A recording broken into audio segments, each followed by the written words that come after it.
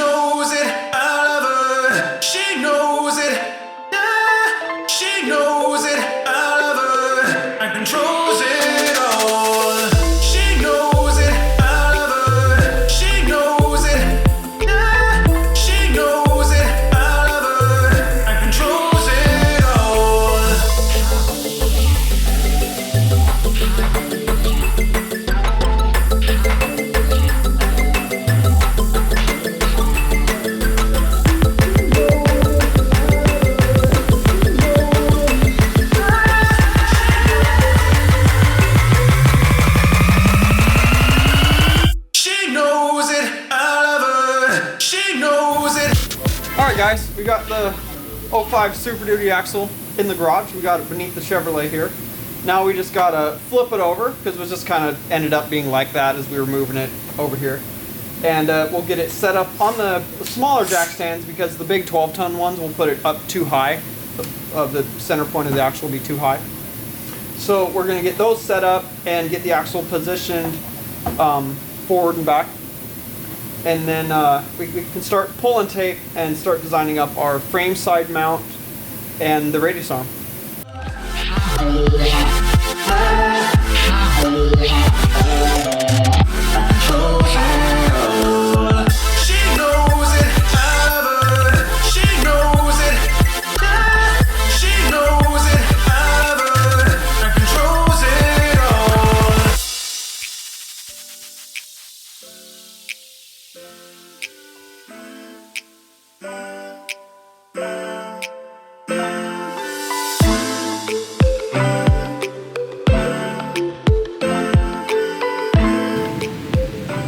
Alright guys, we got the 05 Super Duty axle kind of placed here.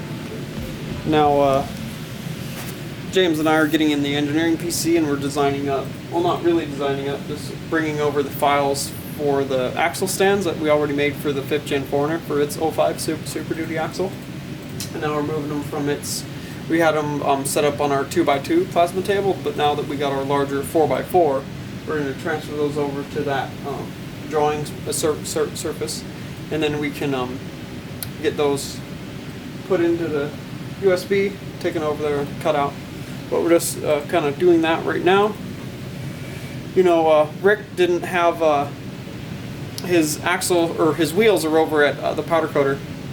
So they're going to be probably, you know, a week, if not 2 weeks. So, but we got to work, so to be able to work, we need a set of axle stands, you know, so we can put it you know, where it's going to be, you know, and then the axle stand simulates the diameter of the wheel and tire combo as well, so it'll be, the axle will sit as high off the ground as it's going to. So James and I are just over here in the PC getting this figured out, and then we'll move on to the next step here.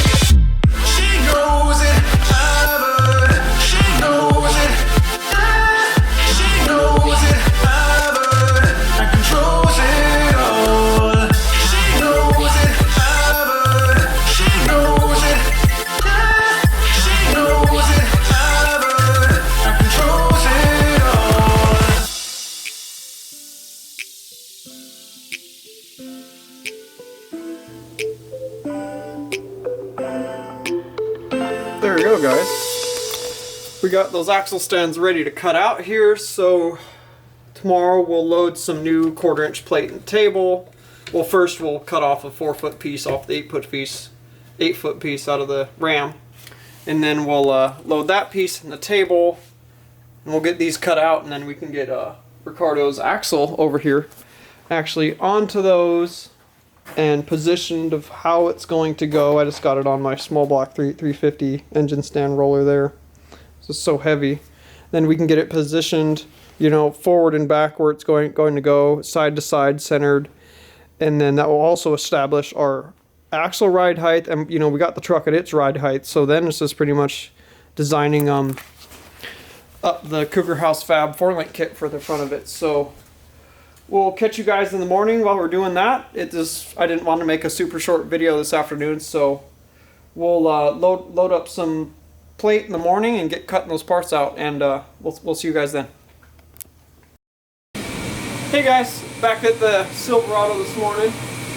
Rick came over and talked to us a little bit. He decided not to powder coat the wheels, but we gotta send one back to Rims 1 because they sent us one matte black one out of 3 gloss ones, so they'll probably send us a gloss one, and then we'll put the matte one in the box, so that way they have the box to put back in inventory, and then send it back to them, because it's their bad for boxing it up wrong, not our bad. So Rick said, no, don't make jack stands, just go ahead and do that, or axle stands, we call them. Go ahead and rebuild the axle and start doing that part, so that way that's all set up and ready for when the wheels actually show up. So we're like, okay, cool. So James and I are working on the teardown here, and you know, it's a junkyard axle, but you know, it's sat out for a little bit, so of course it needs to be rebuilt, but that was known going into this. And any of these projects, it's what you do. You do your fabbing, you build it, and then you rebuild your axle before you paint it or whatever. So alright, we're gonna get right into this here, guys, and start tearing apart this 05 Super Duty axle. Yeah.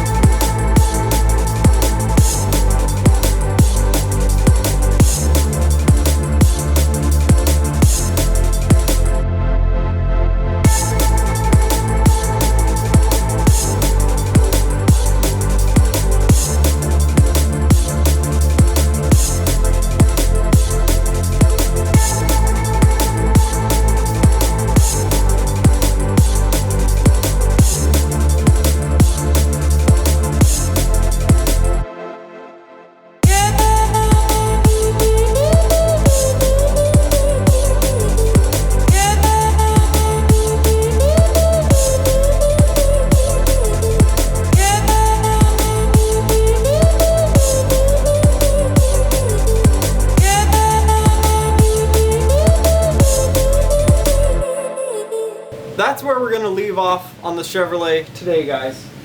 And in this episode, we started out by getting the frame cleaned and everything prepped for us to get the 05 Super Duty axle under the front and start designing our Cougar House Fab 4-link kit for it. And then we went to mock up the wheels, and Rick's like, hey, I'm gonna powder coat them. And then the next day he's like, well, actually I'm not going to powder coat them, I'm gonna go ahead and bring them over to you.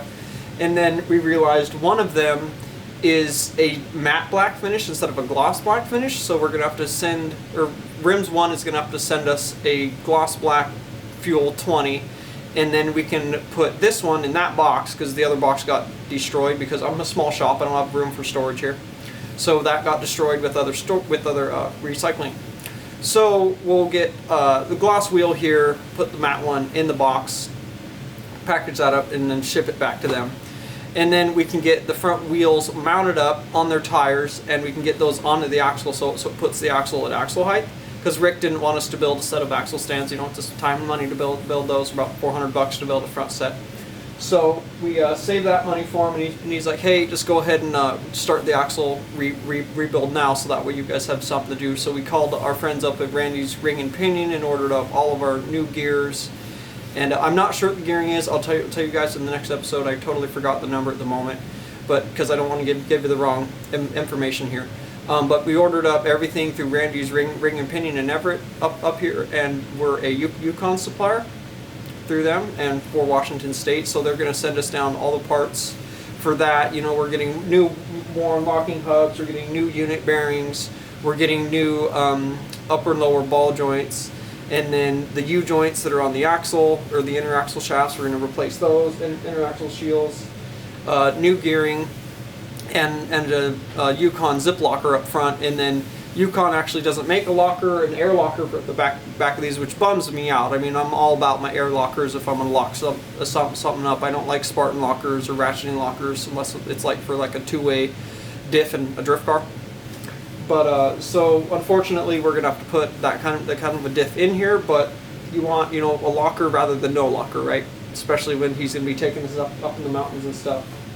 So we tore down the axle, you know, unit bearings really fought us, guys. They were really tough to get out of there, but it's corrosion, you know, you're supposed to replace these like every year or two, and they'll come in and out easy then, but when, you know, an axle's been sitting in a yard for you don't know how many years, rust and corrosion, you know, make stuff like that stick in there hard. So, but we were able to get them out, and then in our next episode here, we'll figure out.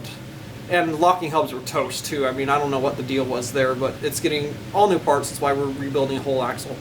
And it's what you do anyways when you build a new lift kit, right? You're not going to invest all that money in your lift and then have a non-rebuilt junkyard axle.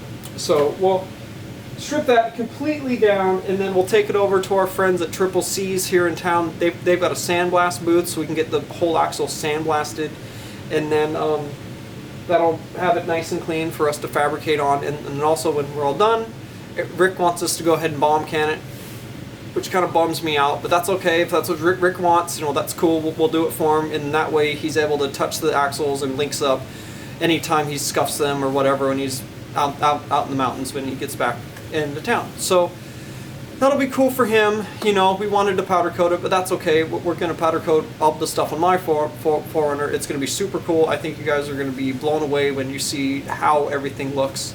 And at the same time here, once we start designing up parts for his lift here, we're going to start cutting out parts for my lift that's already in the PC, because I ordered up plate when I ordered Rick's plate. So I know you guys are excited to see that.